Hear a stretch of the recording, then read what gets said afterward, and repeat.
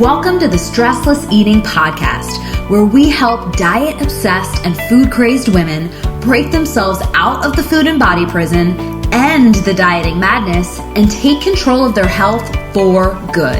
I'm your host, Leanne Ellington, and this podcast is about answering one question. How can you heal your relationship with food and your body and take a practical approach to this whole self-love journey, but without all that restriction, obsession, and shame, and without needing years of therapy just to do so? If you want to know the answer, you're in the right place. All this information is 100% free, so please subscribe to and review our podcast. When it comes to the diet mentality, body shame, disordered eating, and all the internal stress and chaos that comes alongside all of that, for so many women, this is their deepest held secret. This struggle with food, their body, the war in their head, the fight in their hearts, and all the shame, all that shame about their body, feeling so out of control all the time, feeling like a failure. For so many women, no one even knows what's really going on. Like, no one knows how much they're really struggling and suffering. No one knows how much time and energy they're spending thinking about what they should or shouldn't eat, or what they should wear, or what they can wear that fits or doesn't look tight. No one knows how much time they're thinking about how bad they actually feel. No one knows that they aren't even fully present in their lives, that even though they're there in the flesh and blood, they aren't really there. They aren't fully present. I hear from women all the time that are thinking about and obsessing over things like how many calories that salad dressing added to their salad at lunch, or if they should have told the waiter no croutons. Thinking about things like the company holiday party coming up and fearing that all of her husband's work friends will notice that she's gained weight or wonder how she landed such a catch of a husband, because in her eyes, she can't fathom how a man like him would want to be with a woman like her. Like, this is literally what women are sharing with me. A woman wrote to me the other day and said, "Leanne, am I crazy? Like, why can't I just stick to a diet, lose the weight, and be happy? I mean, isn't that what normal people are able to do?" And I fear that I'll never be able to feel normal. Like, in fact, I must be crazy, because what grown woman would go back to the pantry 5 times after the kids go to bed and scoop out 1 more tablespoon of the Nutella that was supposed to last for 2 months worth of Sunday brunches with the kids, swearing each time that this would be the last scoop, but the last scoop didn't come until I finished the jar? I mean, what kind of woman loses the battle against Nutella? I'm strong. I'm successful. I manage a team of 25 at my job. I have birthed and raised 3 children to be fine humans. I have the most amazing life, yet here I am sitting here battling a jar of Nutella, feeling crazy and out of control and helpless because this is my life. Now, these are not anomalies, ladies. I hear stuff like this all the time, but that's not the worst part. The worst part about it is that for most of these women, no one knows. She went on to tell me, like, "Leanne, I put on this happy face. I try to be the perfect wife, the perfect parent and PTA mom, and I crush it at work so that everyone who knows me must think I have it all together. But I don't have it all together. I feel like I'm totally unhinged. Like, would a woman who has it all together be out of control, hiding in her pantry, polishing off a jar of Nutella at midnight if she had it all together? If anyone ever really knew, they would think I was crazy. They would think I was weak. They would lose all respect for me. So I tuck it away deep down so no one can see it. I put a smile on my face, and I make the kids peanut butter and jelly sandwiches with the crust cut off, secretly jealous and pissed off at my poor children because they can eat carbs and stay stick thin. And this is my life. It has been for a while, but it's slowly getting more and more out of control. So I hop to the next diet, or I get a membership to the latest fitness craze, and I do well for a week or 2, and then it's back to my normal. This was just one email that I got, but I get emails like this all the time. And this is what most women are dealing with all alone. So if you're new to this podcast or just tuning in again, it bears repeating that binging and feeling out of control and obsessing and nonstop thinking about food and your body, all of that, this is all an effect of dieting. Dieting is what causes women to have such a dysmorphic relationship with their bodies and a disordered relationship with food. Now, I know it might seem a little bit odd because the mainstream thinking out there is saying like, hey, if you want to lose weight or get air quotes healthy, you should go on a diet. Like it's this simple equation of eat less, move more. But not only is that not the solution, but that's what's actually making things worse. Because when you're forced to live on this in and out, up, down, on, off roller coaster that is not sustainable, and you're either feeling like you have to play food police your entire life, like counting, weighing, measuring, restricting, obsessing, or going off the deep end once you get to that point where you can't possibly take it anymore and you eat everything in sight or overindulging or just flat out binging. So again, the conventional wisdom is saying like, hey, that's okay. Just start over again on Monday and get back on the diet. But if you're listening to this podcast, it's because you know that something doesn't add up and that it's actually making things worse, not better. So back to the subject of no one really knowing this struggle. I can't even tell you how many women I talk to that have husbands or friends or loved ones that are just kind of preaching to them out of love, of course, about going on another diet or saying things like, I don't understand. You just need a little bit more accountability or motivation. Like, let's do this, you know?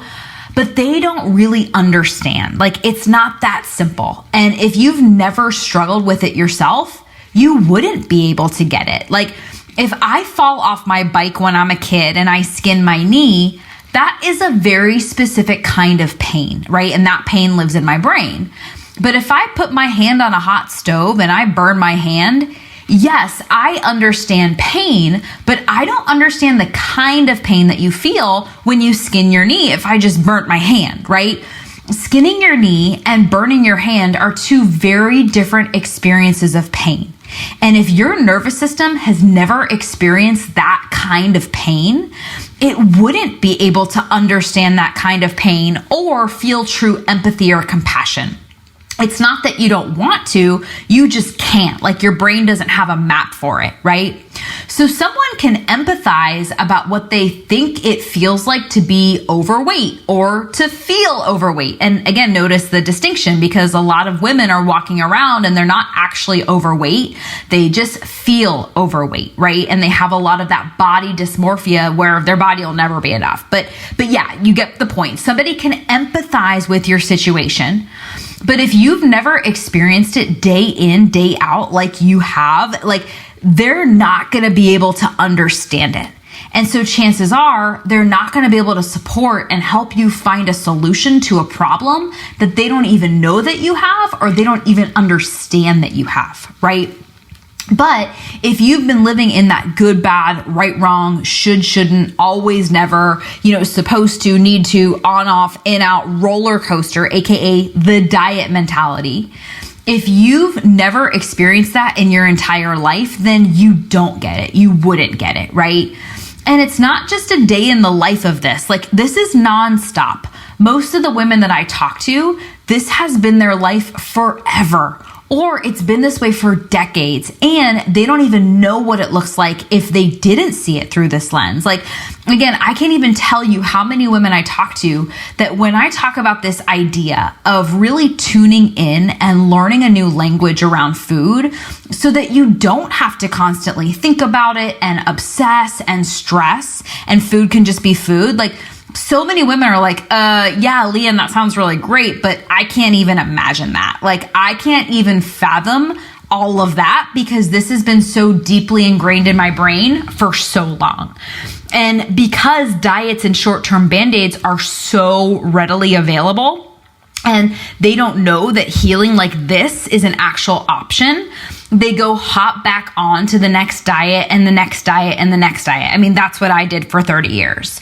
And again, remember, it's that diet mentality that causes all of the binging and feeling out of control, or just saying, screw it, what's the point? Like, I'm never going to heal this anyways, or, whatever your version of the food prism is. And it's a symptom or an effect of the diet mentality. And again, the diet mentality just makes it worse. And it causes us to go even deeper into the cycle of the diet cycle because we're so scared of what will happen if we don't. Like, we are so fearful that we will go gain back a bunch of weight or go off the deep end. And it's that prison of control. And even though, it makes us feel miserable, it feels oftentimes safer than getting out of it. Like, it almost feels comfortable. So even though it's so friggin' uncomfortable, it's kind of like the devil that you know versus the devil that you don't know. So we just stay stuck on it. That's what's happening, right? So if we're talking to a partner or a friend or anyone who thinks that it really is just a matter of eat less, move more, or they've never dealt with it themselves. Like, maybe they've always been naturally thin and could always just eat whatever they wanted to. Or maybe they never got indoctrinated into the diet mentality and they don't even know what it's like to always be thinking about food. Or maybe they're just one of those people that food is just food and they just eat and it's never been this complicated emotional thing. Or maybe they don't even understand conceptually that somebody could have an emotional attachment to food. Like, maybe it feels weird or crazy or out of their context, right? Then of course they're not going to understand what happens to somebody that lives in that cycle day in, day out, obsessing over every morsel of food that touches their lips, constantly thinking about, like, is this good or bad or right or wrong? Like figuring out what they're going to eat the next meal and giving themselves permission to have it during this meal so they don't feel guilty, or literally their whole lives revolving around food. And to an outsider, to somebody who's never experienced this, yes, I can understand how it feels a little bit crazy, right? But it is not crazy. Millions and millions and millions of women suffer with this disordered thinking around food, and it's not getting better. It's actually getting a lot worse. And diets are what's making it worse.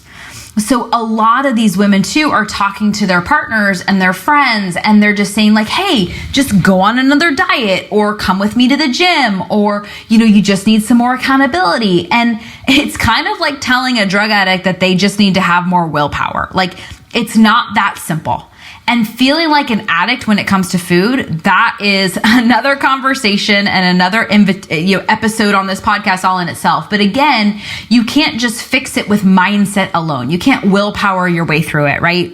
There's actually deeply ingrained brain wiring that if you don't fix it and actually heal the wiring in your brain, again, it gets better, not worse.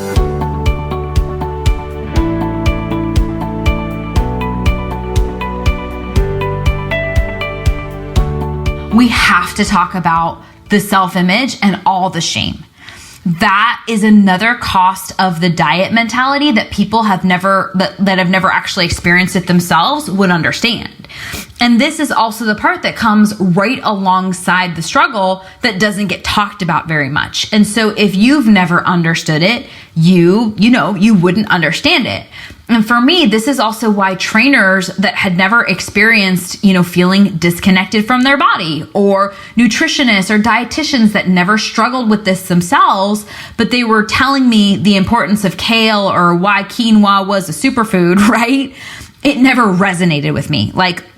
Because I knew they could never really understand what I was going through if they had never been through it, and that their advice was kind of like, I know it was coming from a good place, but it was kind of meaningless in the scheme of things. Like, they would never understand that the main emotions that a woman with this problem experiences are shame and anxiety and fear and dread and embarrassment and loneliness, like, just to name a few. And then the trickle down effect of all of that is lacking confidence, like flat out losing your confidence, feeling even more out of control, and going deeper into the cycle of shame and feeling like a failure. And that just forces women to stay stuck in this food prison where if they're not playing the game of inner food police, they feel totally out of control, binging, emotional eating, stress eating, comfort eating, just grabbing for sugar or carbs, whatever that looks like for you, right?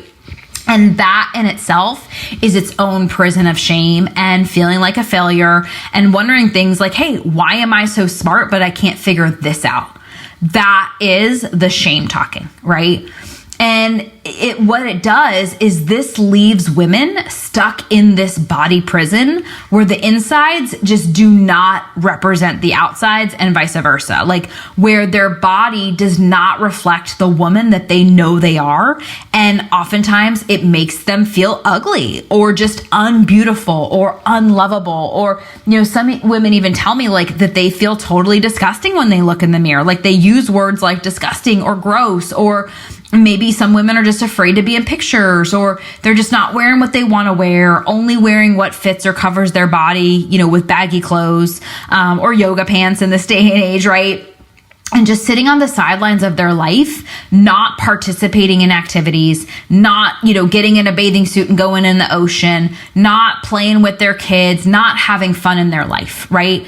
Not to mention not just being present, or just not being present, I should say, because, they're so in their head about their body and their weight and food that they're not even present to the conversations that are going on in their life. So they're merely just existing, right? And this in itself is a prison of shame, like where women's emotional homes, as in like they wake up every single day in this emotional home feeling this way or putting themselves there as soon as they think about their body. Like this is their emotional home. And again, it's an emotional home of shame, anxiety, dread, embarrassment, loneliness, and just a deeper web of poor self-esteem.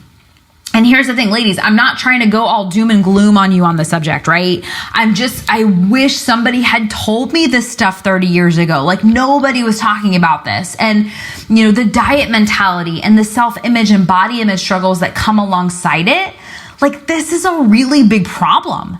And a lot of women treat it like it's this thing that like, oh, if I just lose some weight, like, yeah, that would be awesome. Like, yeah, that would be nice, but it's not really a big deal in the scheme of things because there's much bigger problems that we should be focusing on, like bigger than my weight, right? But I'm telling you, ladies, it's not about the weight, right? This is taking you away from your life. This is taking over your life. And if you're listening to this, this is most likely a really big problem for you. And it's not going away on its own. And it only gets worse. And it really is like a cancer. Like you've got to cut it out. It doesn't go away on its own and it doesn't heal itself. Like you have to commit and actually heal it. But in order to do that, you have to first acknowledge that this is a really big flipping problem. Like, you can't just chalk it up or diminish it to a weight loss thing. And you have to see that it's not a food problem. It's the food prison that's the problem. And it's not a body problem. It's the body prison. And it's not a willpower or motivation problem. It's the shame prison and the emotional home that you're living in, day out, that has become an identity. And you don't know where the goggles that you're seeing yourself through end and where you really begin, because it's robbing you of your confidence. Like you're not showing up as that beautiful, confident, powerful version of yourself that you are deep down inside, but you haven't seen her, or you're not showing up as her. And instead, every single day, you're witnessing yourself show up as a shrunken version of yourself that feels super uncomfortable in her own skin and doesn't know how to get her confidence back, right? And ladies, I totally get it. This is how I live most of my life. And this is where my clients are before they come to work with me. And before we talk about what it takes to actually go heal it, I just want to tell you this, like, ladies, you are so not alone. I know that for most of you listening to this right now, like most likely nobody knows that you're suffering. Nobody knows that you have a really big problem, and that in itself causes you to feel shame about the shame, and it makes it worse.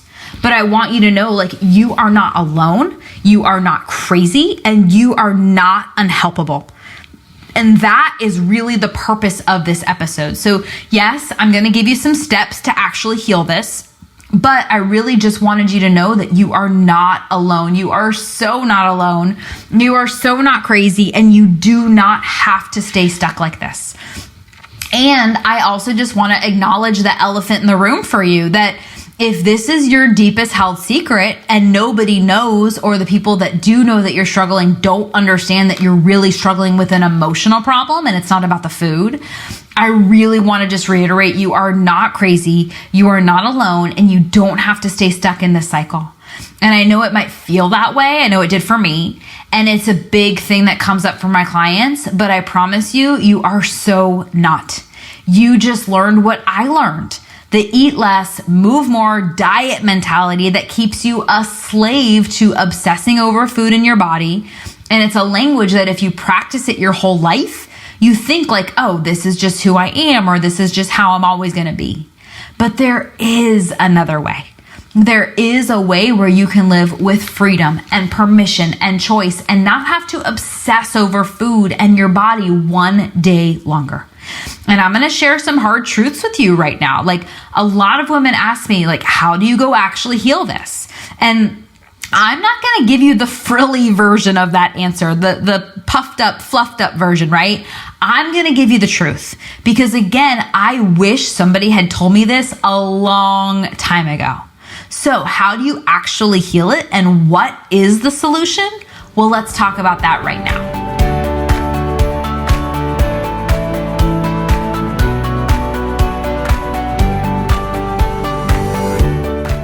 Okay, so I'm going to simplify this for you. And again, this might not be the, 10 steps to food freedom or how-to podcast episode that you might be thinking you want. Because let's be honest, ladies, tips and tricks, they do not work. And you don't need more information or a how-to list. You need a whole new way to think about this and a major mindset shift. So that's what I'm going to do. I'm going to give it to you straight, because that's what I wish somebody had done with me.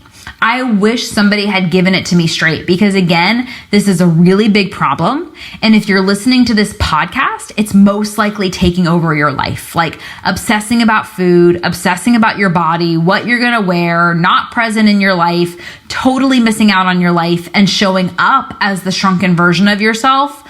And what you truly want is confidence, and to feel powerful, and to feel beautiful in your own skin and comfortable in your own skin. And again, ladies, that will never come from dieting. Like, I just want to repeat that. All of that, feeling powerful, beautiful, confident, all those things, they will never come from dieting. It has to come from a shift in your head and your heart and your brain. Like, it has to, okay? And so I am going to share 5 things, and we've gotten into a lot more specifics on some of these on other podcasts, but really, again, just to bottom line it, here's what has to happen if you want to heal this, okay? So the first thing is, you've got to acknowledge that it's a problem. If it is, right, let's just do a quick check, all right? So does this sound like you? Do you struggle with overeating? Like, generally speaking, whether that's binge eating, stress eating, mindless eating, or emotional eating. And I call it, eating my feelings, right? Maybe it's boredom eating, whatever that is for you. Next thing, are you always thinking about food? So whether it's daydreaming about it because you're hungry, right? Obsessing over it because you're tracking or counting or weighing or measuring it, or judging yourself before, during, or after you eat. Like, does it feel like food controls you more than you control it? Are you constantly frustrated with your health and frustrated with your body? Like, does it stress you out? Are you frustrated with how your body looks or moves or feels, but you've tried everything and you're confused about which direction you should even head anymore to take control of your health? I think we've all been there, right? That confusion, paralysis by analysis, all of it. Do you feel stuck on that on again, off again, black, white, all or nothing results roller coaster with your body and with food? Like, you're one knee-jerk reaction away from being pint deep in a tub of Ben & Jerry's or caught up in a Netflix binge. Do you feel like you've spent a lifetime and a lot of time and effort and money dieting, exercise, and doing the so-called work on yourself, but you still haven't found a solution to your struggles with food in your body? And do you see other women getting the results and successes that you want, but you have no idea how they're doing it. And let's be honest, that's super frustrating, and that can really affect our confidence, right? It makes us think like, well, why can they do it? Why can't I? What's wrong with me? And like, is your relationship with food costing you your health, costing you your happiness, or costing you your sanity? And I really want you to get really real with yourself, ladies. Like, if you answered yes to any of these questions, then this is a really big problem. And I want to emphasize that it's not a food problem. It's not a diet problem. It's not a willpower problem. It's a mind and a brain and a self-image problem. It's the paradigm that you are living in. And if you're anything like the women that I work with and how I was for decades, it's not just isolated to food in your body. Like, it's probably spilling over into every area of your life because you're walking around every single day as this version of yourself. Like, it goes everywhere that you go. But here's the thing that nobody's talking about. This does not go away on its own. It's kind of like a cancer. Like, it doesn't go away on its own. You've got to cut it out. And in order to do that, you have to first acknowledge that this is a really big problem.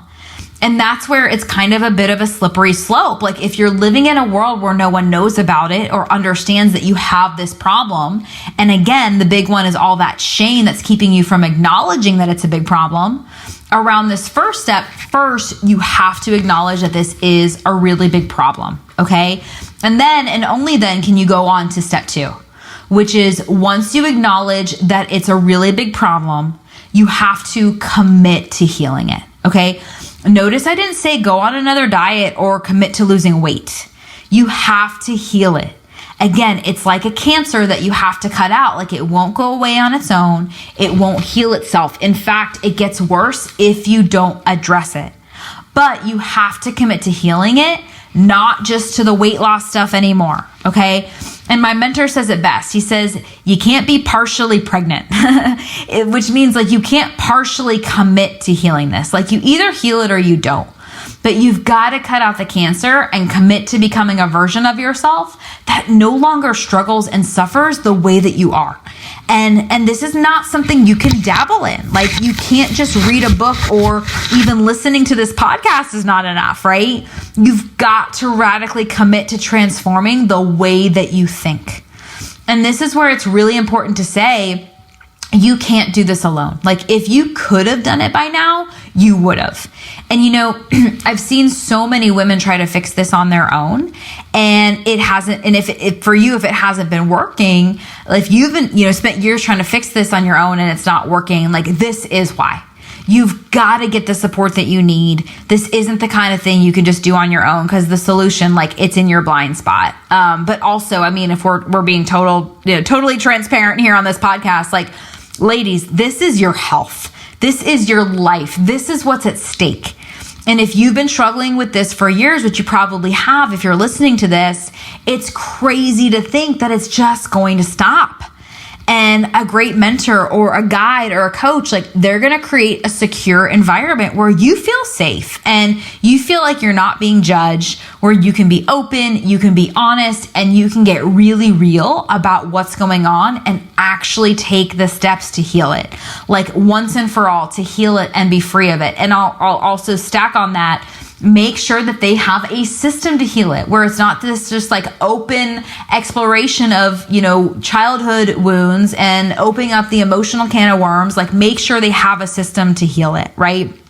And there's nothing wrong with saying, like, hey, I need help, right? A lot of women think like, oh my gosh, if I can't do this on my own, I'm weak, right?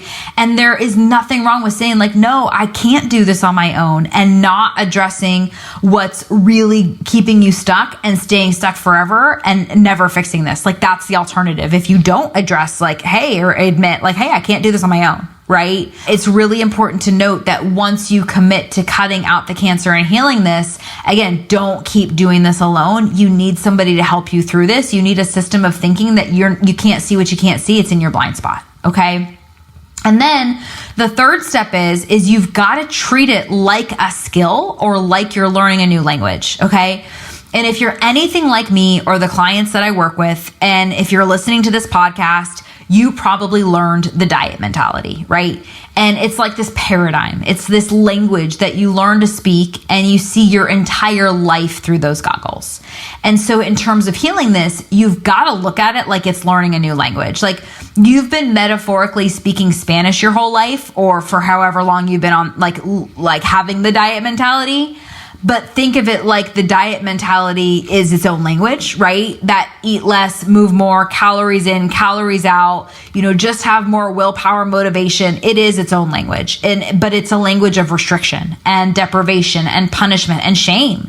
As in, yes, we've learned to speak shame as our fluent language, and it has become the emotional home that we live in. And you've got to learn a new language. Like you can't just, learn a couple of distinctions. You've got to totally rewire your brain. So if you've been metaphorically speaking Spanish your whole life, or for however long you've been speaking it, you got to go learn French, right? And the way I describe stressless eating and this idea of food freedom is like, take the time to learn the language one time. Invest the time and the energy and the heart and the soul intensively right now to have this language for the rest of your life. But it's a language that gets easier the more you practice it, and you get better at it the more you practice it. So you have to practice it less and less, and it just becomes who you are. Versus dieting, which just gets harder the more you practice it, and you get worse at it the more you practice it, right? And so again, I say learning a new language because it's not about the food. It's about who you're being and how you're feeling around the food. Food is really just neutral. And there's lots of people that don't have an emotional or punishment-driven relationship with food.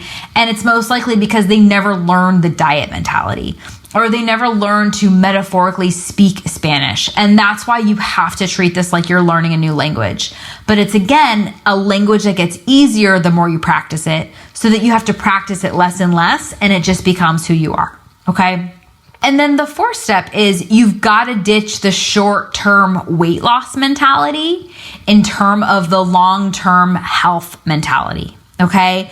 And this is where you really have to shift your thinking. Like, one of the questions I ask women to know if they're ready to work with me is like, hey, no right or wrong answer, but what is your biggest priority right now? Like, is it just losing weight at the expense of losing it, gaining it just to have the weight loss right now? Or is it a bigger priority for you to take the time to heal this for good so that you never have to deal with this again and you can just be done with this now, right? And it's not a trick question. There's no judgment either way, but it is a really important distinction and a really important question to ask. Because moving in the direction of more of the weight loss mentality and the diet mentality, it's just going to give you more of the same. I'm not trying to be mean. I'm just telling you, like, it's the definition of insanity, right? It's the short-term gratification trap, like to get weight loss and results now, but there's always this bounce back effect where, yeah, like you have the results for a little while, but you have to give them back because you can't possibly sustain that, right? So you really have to shift your thinking where this is not about who do you want to be 6 weeks from now. This is about who do you want to be a year from now, 5 years from now, 10 years from now, 20 years from now. Like, what kind of mother do you want to be? What kind of friend do you want to be? What kind of partner do you want to be? Like, everything, right? And before you even ask that, like, what kind of partner do you want to be to yourself? So really, it's about shifting from that short-term gratification trap, which is that weight loss mentality, right? And it's really taking you in this mindset again of, learning the language one time, but it's going to serve you for the rest of your life. And this is a long-term forever conversation, right? And I get it. I know it's not as sexy as lose 20 pounds in 20 minutes, but it's the conversation that you need to have if you really want your freedom. Okay. And again, I mean all of this with love.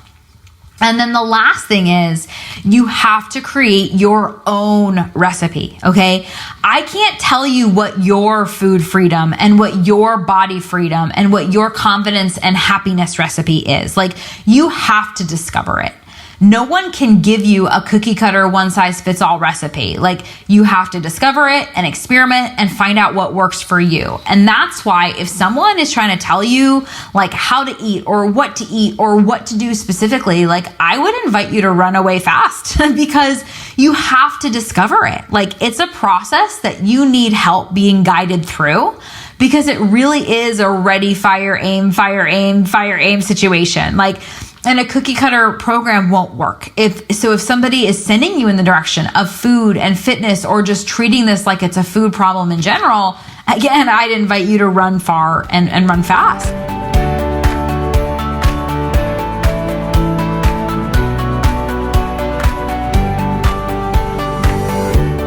So that's it for today, ladies. Really the main thing I wanted to drive home today is this idea that if you are sitting here feeling like this is one of your biggest secrets, like it's your dirty little secret, if you feel alone in this, or even if people do hear you, or you've tried to talk to somebody about this and they don't understand it, it doesn't make you crazy. It doesn't make you unhelpable, and there is nothing wrong with you.